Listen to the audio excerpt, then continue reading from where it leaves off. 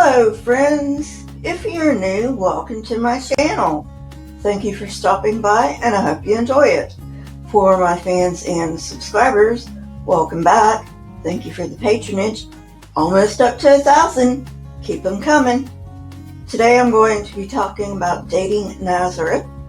So there's not much else I need to say before getting on with the video. So let's go. Since permanent objects are, permanent, we can't really use them to date towns. So we use movable objects to date towns.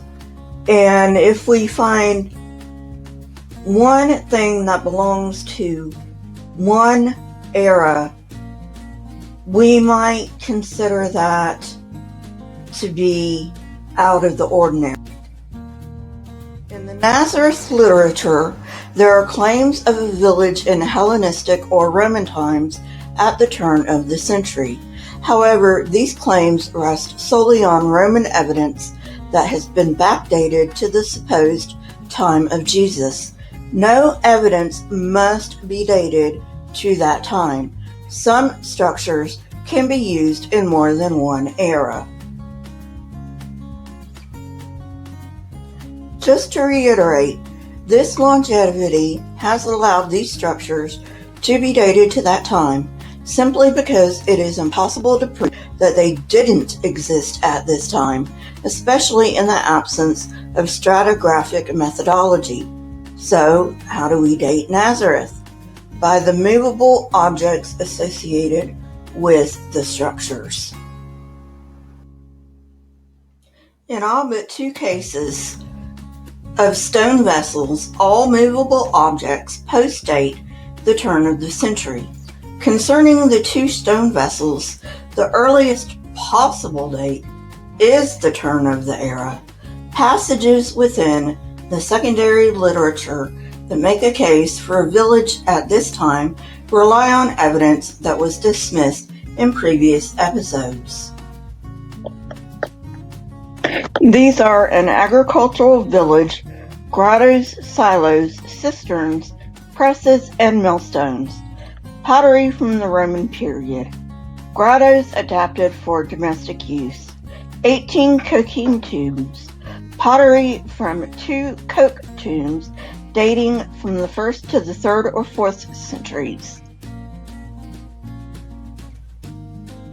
And 4 coke tombs with rolling stones.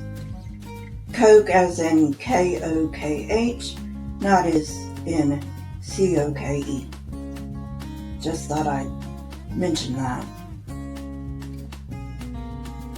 The only point that is patently false is point 3.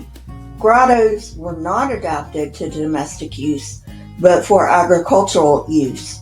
Even though his other points are technically correct, they do not provide positive evidence of the existence of a town at Nazareth in the time of Jesus, as he claims.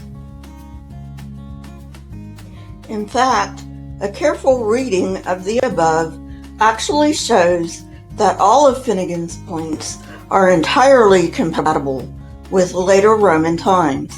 The pottery is Middle to Late Roman, as are the tombs and agricultural structures. The evidence does not support Finnegan's conclusions. Crossan and Reed mention categories of evidence we have already considered: stone vessels, ossuaries, and ritual baths. Ossuaries were not found in the entire Nazareth basin, and wouldn't help much even if they were, because ossuary use dates to the turn of the era, which is too late to validate a village already in use.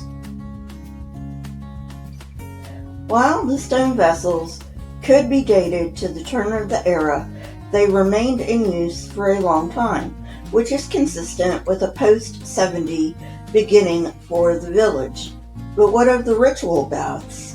As it turns out, they were vats for collecting wine dated to Middle Roman times and later.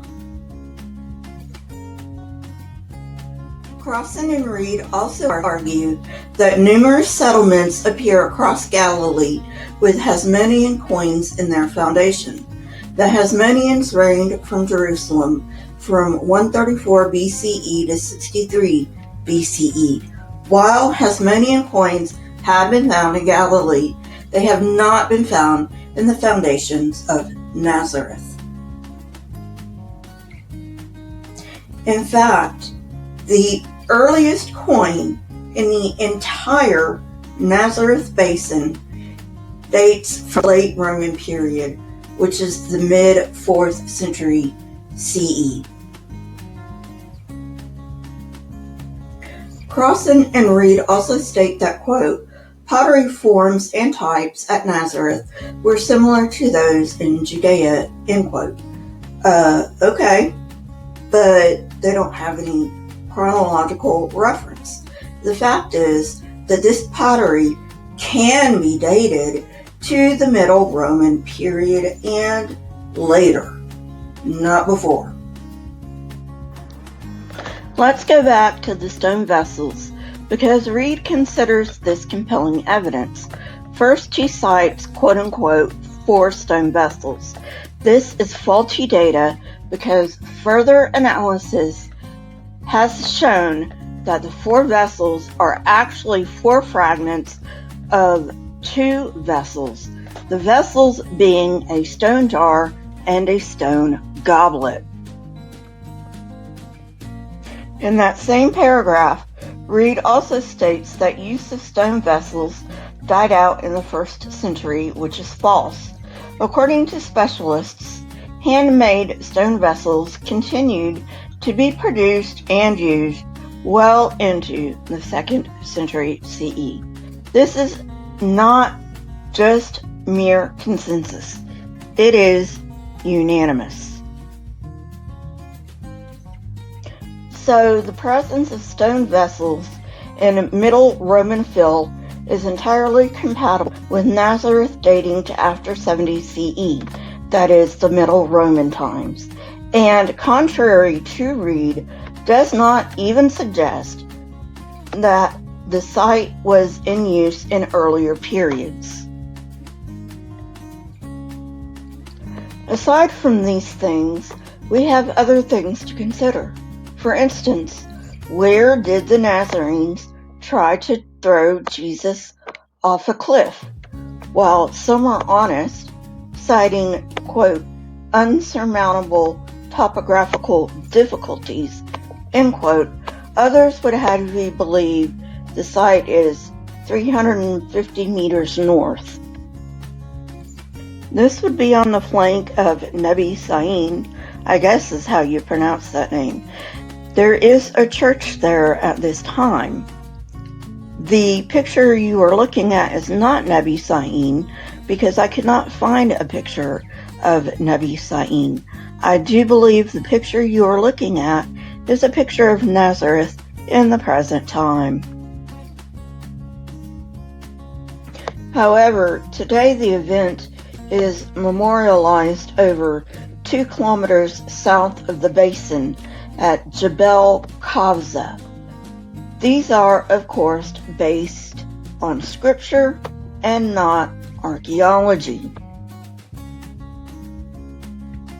E. Robinson, who visited Nazareth in 1841, wrote, among all the legends, I know of no more clumsy than this, which presupposes that in a popular and momentary tumult, they should have had the patience to lead off their victim to an hour's distance in order to do what there was equal facility to do near at hand.